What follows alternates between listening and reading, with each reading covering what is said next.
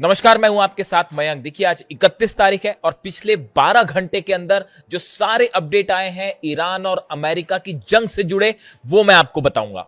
देखिए, एक बेहद अहम खबर। जिस तरह से डोनाल्ड ट्रंप ईरान को लेकर कोई फैसला नहीं ले पा रहे हैं, वो ये नहीं समझ पा रहे हैं कि ईरान पर हमला किया जाए या फिर ईरान से अपनी सेना को वापस बुलाया जाए, आखिर किया जाए तो क्या किया जाए। डोनाल्ड ट्रंप इसको लेकर कंफ्यूज है। इसकी सबसे बड़ी वजह है ईरान, चाइना और रूस का वो प्लान जिसने दुनिया के सारे समीकरणों को और खास तौर पर सुपर पावर होने के समीकरण को बदल कर रख दिया है। आज अगर आप वर्तमान हालात में बात करें तो जो कॉन्सेप्ट था कि अमेरिका सुपर पावर है और अमेरिका के राष्ट्रपति दुनिया के सबसे शक्तिशाली एक राजनेता है, ये सारे कॉन्सेप्ट, ये सारे विचारों को ईरान ने पूरी तरह से ध्वस्त कर दिया है। आज देखिए, हकीकत ये है कि ईरान न सिर्फ मिडिल ईस्ट का, देखिए ये जो जंग हुई, इस जंग ने जो बातें साबित की हैं, आज ईरान मिडिल ईस्ट का सुपर पावर कहलाया जाने लगा है। और इतना ही नहीं, कई एक्सपर्ट से मान के चल रहे हैं, कई आर्थिक विशेषज्ञ ये मान के चल रहे हैं कि अगर ईरान पर लगे हुए प्रतिबंधों को हटा दिया जाए तो आने वाले चंद सालों के अंदर ईरान हर मामले में अमेरिका को बराबरी पे आके खड़ा हो जाएगा और अमेरिका को हर मामले में कड़ी टक्कर देने लगेगा। देखिए, आप डिफेंस की बात करें, चाहे मिसाइल्स की बात करें, ईरान की मिसाइल्स का जो जलवा है वो पूरी दुनिया ने देख लिया। वो आप इजराइल में जिस तरह से हमले हुए, अमेरिका के जिस तरह से बेस तबाह हो गए, ईरान की मिसाइल्स का कोई मुकाबला नहीं है, खास तौर पर मिडिल ईस्ट को लेकर। साथ ही साथ आईसीबीएम्स बन रही हैं। ये मान के चल रहे हैं कई एक्सपर्ट कि अगर फिर से जंग होती है तो इस बार 6 से 7 हजार किलोमीटर वाली रेंज की मिसाइल्स देखने को मिल जाएगी। यानी मिसाइल्स के मामले में उसकी एक्यूरेसी, उसके लॉन्ग डिस्टेंस के मामले में जो है वो ईरान ने अपनी सुप्रीमेसी साबित कर दी है। अगर आप ड्रोन्स की बात करें, जो एक लो कॉस्ट वॉरफेयर होता है कि कैसे कम कीमत पर ड्रोन्स बना के दुश्मन को हराया जाए, अटैक किया जाए, उस मामले में तो ईरान ने एक नई इबारत खड़ी कर दी है, एक नई रेड लाइन बना दी है कि अब इसको पार करना बड़ा मुश्किल।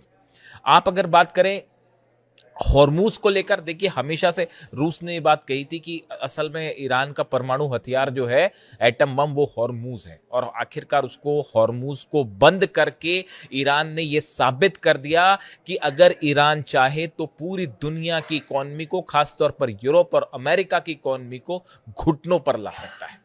यानी हॉर्मूज खुलवाने में पूरा यूरोप, अमेरिका, इजराइल सब नाकाम साबित हुए और ईरान ने बात साबित कर दी कि हॉर्मूज एक ऐसा हथियार है जिसके जरिए वो पूरे दुनिया को, बड़े से बड़े दुश्मन को जो है वो झुका सकता है।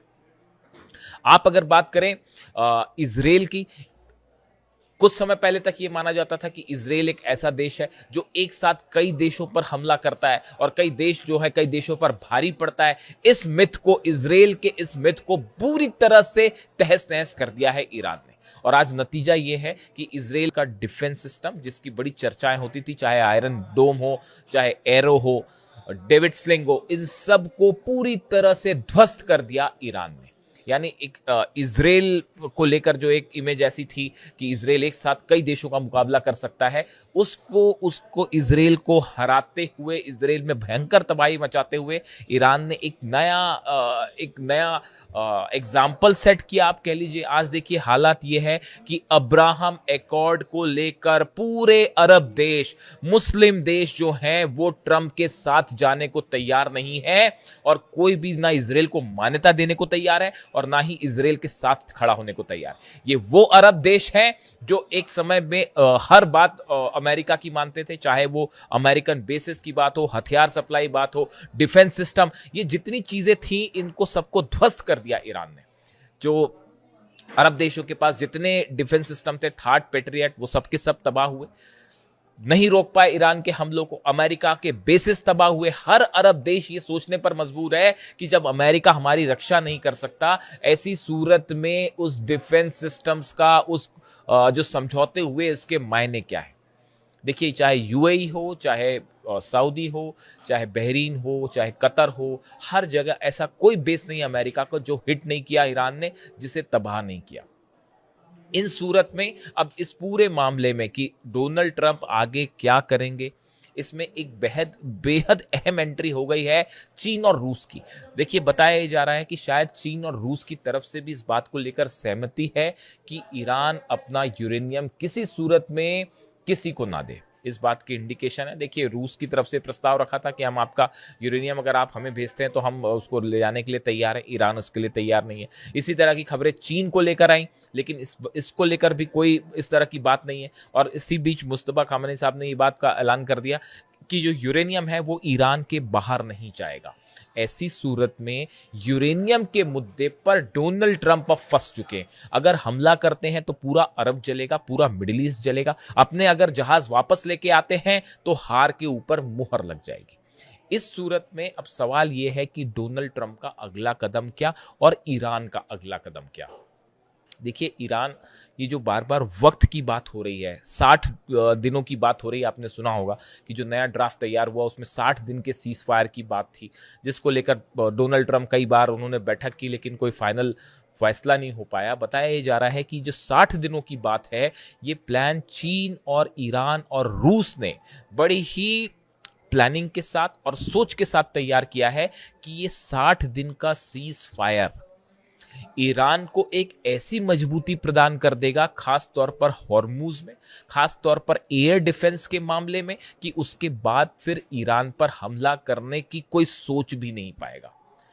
ये 60 दिनों में न सिर्फ हॉर्मुज को लेकर अपनी मजबूती होगी ईरान की, बल्कि जो नुकसान हुआ जंग के दौरान उसमें बड़ी संख्या में मिसाइल्स खर्च हुई। हालांकि मिसाइल प्रोडक्शन तेजी से चल रहा है, लेकिन बताया जाता है कि ये 60 दिन के टाइम में ईरान एक इतनी तेजी के साथ अपनी डिफेंस मिसाइल खास तौर पर तैयार करेगा कि अमेरिका के जेट्स अगर हमला करने आते हैं तो अगली बार, इस बार तो शायद 40-42 जेट गिरे, अगली बार इससे बड़ा नुकसान हो सकता है। आप देखिए, बंदर अब्बास हो, केशम आइलैंड हो, चाहे बुशर हो, यहां पर जब हमले हुए, अमेरिका के ड्रोन्स लगातार गिरने की खबरें आई, अमेरिका के F-35 जेट्स को हिट करने की फिर से खबरें आई और एक एयरक्राफ्ट अमेरिका का गिरने की खबर आई। आप देखिए, ये डिफेंस के मामले में जो ईरान ने तेजी से अपने आप को सेल्फ रिलायंट किया। देखिए, इंफ्रारेड जो टेक्निक है उसका इस्तेमाल कर ही रहा है ईरान, जिसमें जो नॉर्मल रडार्स होते हैं, इसमें मैं अलग से एक बार बात कर दूंगा कि जो रडार्स होते हैं, नॉर्मल रडार्स, इससे हटकर कैसे इंफ्रारेड तकनीक के जरिए जो है वो दुश्मन के जहाजों को हिट किया जाए, ये तकनीक डेवलप कर ली है ईरान ने, और जो बेहद कारगर साबित हो रही है और जिससे अमेरिका और इजराइल के जेट्स को बड़ी चुनौती मिलने जा रही है। यानी आप देखिए, हर मामले में, चाहे हथियारों का मामला हो, चाहे आर्थिक लेवल पर मामला हो, चाहे किसी तरह का समझौते का मामला हो, तमाम कोशिश करने के बाद अमेरिका ईरान को बातचीत के लिए नहीं झुका पाया। यही बातें हम शुरू से कह रहे थे कि आप किसी भी अगर जंग होती है तो ईरान भारी पड़ जाएगा, और वही बात होती दिखाई दे रही। और इस बीच रूस का नाटो को सीधा सीधा चैलेंज करना, मिसाइल्स जो न्यूक्लियर मिसाइल्स का इस्तेमाल किया गया यूक्रेन के खिलाफ, नेटो देशों को सीधा वार्निंग दी गई है। ऐसा लगता है कि रूस, ईरान और चीन ने मिलकर इस बात को अब प्लान पर एक्टिवेशन शुरू कर दिया है कि अगर अमेरिका किसी की तरह का हमला करता है या इजराइल की तरफ से हमला करता है, तो एक ऐसा प्लान तैयार किया जाए जिससे पिछली बार के मुकाबले और करारी हार का सामना करना पड़े अमेरिका और इजराइल को, और या फिर वो हमला करने की हिम्मत ही ना कर पाए और मिडिल ईस्ट से इनके प्रभाव को खत्म किया जाए। अब्राहम एकॉर्ड का फेल होना, रूस और चीन दोनों ने सब अरब देशों से बात की है, और सवाल यह है कि क्या अब्राहम एकॉर्ड जो ट्रंप जोड़कर देखना चाह रहे हैं ईरान के पैक की वजह से, क्या ट्रंप का ये प्लान अब पूरी तरह से फेल हो चुका है? इसके फेल होने का मतलब है इजराइल को बड़ा झटका, और इसके साथ ही अरब देशों का अमेरिका के ऊपर से विश्वास उठ जाना।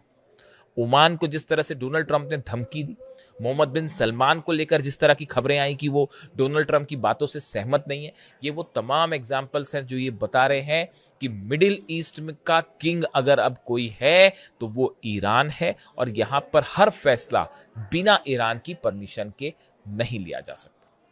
इससे जुड़ा जो भी अपडेट होगा, वॉर से जुड़ा, मैं आप तक पहुंचाऊंगा। वीडियो कैसा लगा कमेंट करके जरूर बताइए। Thank you so much.